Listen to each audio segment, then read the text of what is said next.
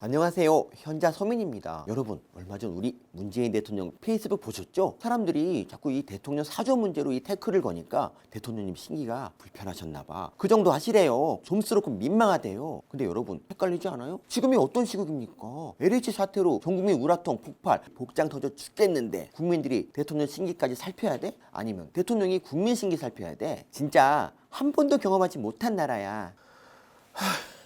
근데 대통령님 왜 이렇게 심기가 불편하실까? 그건 바로 농지에 투기의 비밀이 숨어 있어. 사람들이 LH 사태를 내부 정보를 이용한 땅 투기 사건이라고만 보는데요. 저는 여기에 또 다른 문제가 있다. 그리고 그 문제에서 대통령도 자유롭지 못한 거지. 방귀 낀 놈이 성낸다고 대통령도 찔리니까 성내는 거 아닐까? 지금부터 문재인의 영리를 내가 얘기할 거야. 현자니까 하는 거지. 이런 얘기 어디서도 못 들어. 잘 들어보세요. 기억할지 모르겠지만 2008년 10월에 보건복지부 이봉화 차관님이 쌀 직불금 사건이 터집니다. 무슨 사건이냐면요. 농지는 농지법상 원칙적으로 농민들만 소유할 수 있거든요. 그런데 이분 농지를 1800평이나 갖고 있었어요. 그래놓고 자기가 농민이라고 쌀 소득보전 직불금을 신청한 겁니다. 아니, 현직 차관이 농민일 수 있을까? 퇴근하고 농사지어? 참 파렴치하죠. 결국 여론의 압박에 잦은 사퇴합니다. 그런데요, 가만히 생각해 보세요. 현직 차관이 왜 농지를 1800평이나 갖고 있었을까요? LH 사태 생각하면 답이 딱 나와. 이번에 LH 직원들이 투기한 땅의 98.6%가 농지였어요. 농지는 가격이 싸니까 개발되면 수익이 크잖아요. 그러니까 이 사람들한테 농지는 농사짓는 땅이 아니라 개발 호재를 노린 투기 대상인 거야. LH 직원 중에서도 농업 경력 7년이라고 적어낸 사람이 있었잖아. 농민 아니면 농지를 못 사니까 출퇴근하는 직장인이면서도 농민인 척한 거지. 농민인 척하는 게 어려울까? 아니야.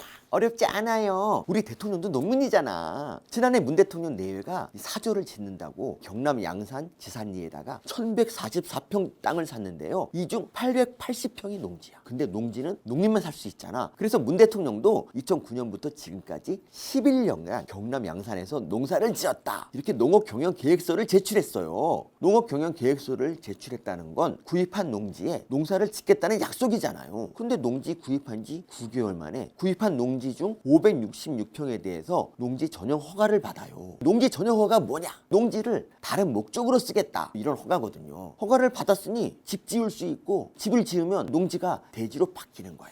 그러니까 LH 사태랑 똑같은 거예요. 근데 이게요, 대통령만의 문제가 아니야. 경실련에서 조사를 했는데 이번 21대 국회의원들 있잖아요. 25.3%가 농지를 갖고 있어요. 직계 존피속 빼고 배우자까지만 조사한 건데도 이 수준이야. 우리 국회의원들 넷 중 하나는 농민인 겁니다. 심지어 평당 100만 원이 넘는 농지를 가진 분도 4분이나 돼. 농지가 왜 비쌀까? 곧 개발이 된다는 얘기지. 이 국민의힘 박성민 의원이 가진 농지는 평당 399만 원이에요. 근데 이분 상임위가 무려 국토부다? 고위공직자들은 또 어떠냐? 이것도 불과 5개월 전 조사인데요. 고위공직자 역시 38.6%가 농지를 갖고 있어요. 고위공직자들도 셋 중 하나가 농민이야. 박선호 국토부 전 차관이라고 있는데요. 이분은 과천에 농지를 갖고 있어. 근데 이 농지가 2018년 신도시로 수용돼요.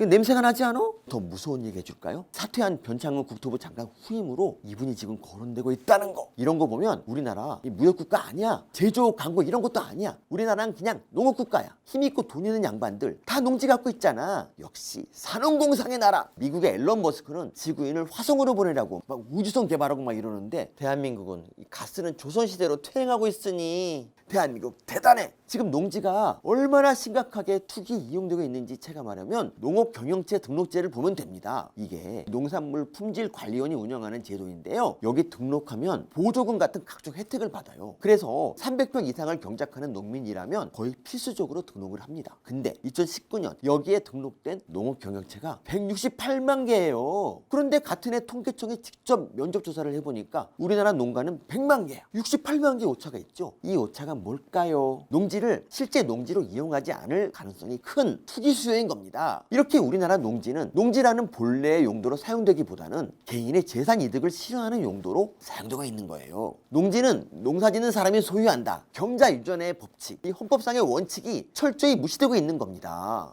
그리고 이 원칙이 무너진 빈틈을 대통령부터 말단 LH 직원까지 이용하고 있는 게 지금 우리 부동산 문제의 현실이에요. 근데 여러분, 현행법상 농지에 농사 안 짓다가 걸리면 어떤 처벌 받을 것 같아요? 벌금? 징역? 아니, 그냥 그 땅 다른 사람한테 팔면 돼요. 근데 그조차도 강제할 법 규정이 미약해. 그러니까 이런 사태가 벌어지잖아. 이거 어떻게 법을 고쳐야 되지 않을까? 고위공직자들은 임기 끝나고 최소 2년 후까지 농지를 취득하지 못하게 하거나 LH 직원처럼 이렇게 묘목을 심어놓고 페이크로 농사를 짓다 걸리면 이 묘목 하나당 벌금 얼마씩 막 강하게 때리던지. 법상으로는 1년에 90일 이상 농사를 지어야 농민이거든요. 이 사진 첨부한 용로 일기 써서 90일치 제출하게 하거나 농지를 벗어나면 띠리리 울리게 전자발찌를 채워놓던지. 제가요, 입법 만능주의는 아닙니다. 그래도 이런 거는 법을 좀 강화해야 되지 않을까요? 근데 그게 과연 될지 모르겠어요. 국회의원 넷 중 하나가 농지 소유자잖아. 이렇게 농지를 농민이 못 갖고 농지가 다 없어져 버리면 우리 이렇게 될 수도 있어요. 엊그제 그 중국에서